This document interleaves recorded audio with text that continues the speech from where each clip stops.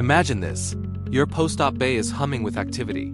That's not just some extra equipment, that's the third lead of a Cardiac Resynchronization Therapy device, or CRT-D. It's a game changer for many heart failure patients. So let's dive into how it is placed and why it's so crucial for restoring heart harmony. Let's start with the problem. We're talking about patients with heart failure, often with a very low ejection fraction, take around 25%. On top of that, they frequently have a left bundle branch block. This combination means the heart's electrical system is seriously out of whack. The normal, coordinated sequence of electrical signals is disrupted. Instead of a smooth, powerful squeeze, the ventricles beat out of sync. This inefficient pumping, or desynchrony, is like trying to row a boat with one oar pulling forward while the other pulls backward. The result? Poor cardiac output, leading to debilitating symptoms like constant breathlessness, fatigue, and fluid buildup in the lungs and legs. On an EKG, you'd see a very wide QRS complex, a clear sign that the ventricular contraction is taking way too long and is disorganized. This is a heart struggling to do its job, and it's a downward spiral for the patient. So how do we fix this electrical chaos?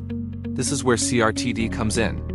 The first two leads are placed in familiar territory, and the other goes into the right ventricle to do the same for the lower chamber. This is standard stuff for many cardiac devices. But the third lead, often called the left ventricular or LV lead, is where the real magic happens. This is the one that directly addresses the desynchrony caused by the left bundle branch block. Placing this third lead is a delicate and fascinating procedure. The physician threads it through the subclavian vein, down into the right atrium. But instead of going into the right ventricle, it takes a sharp turn into a small opening called the coronary sinus. The coronary sinus is essentially the main vein that collects deoxygenated blood from the heart muscle itself.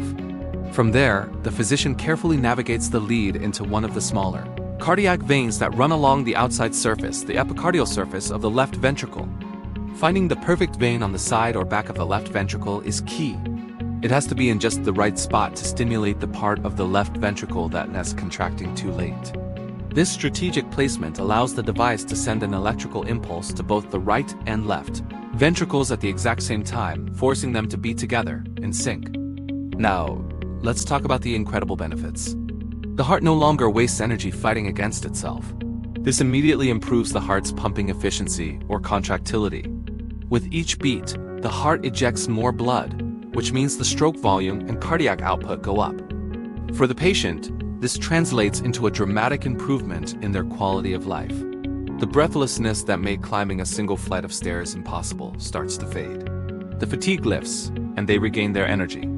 Over time, this improved function can even lead to what we call reverse remodeling, where the enlarged, weakened heart muscle can actually shrink and get stronger. The ejection fraction often improves significantly, and studies have shown that CRT-D reduces hospitalizations for heart failure and improves overall survival. It truly gives patients their lives back. Of course, after the device is implanted, our job as nurses is critical. We need to monitor for potential complications. The phrenic nerve, which controls the diaphragm, runs very close to the ideal spot for that left ventricular lid.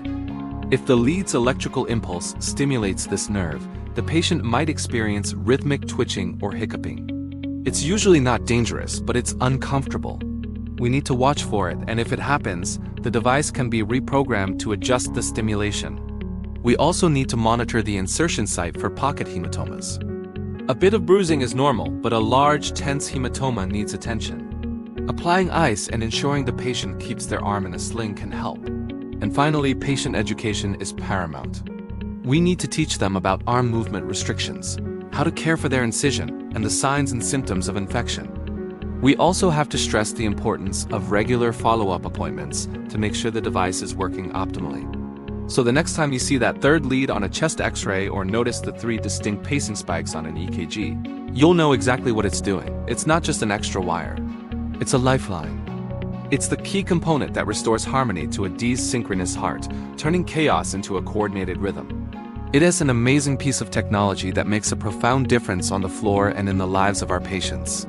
Thanks so much for watching, and don't forget to like and subscribe for more deep dives into clinical practice.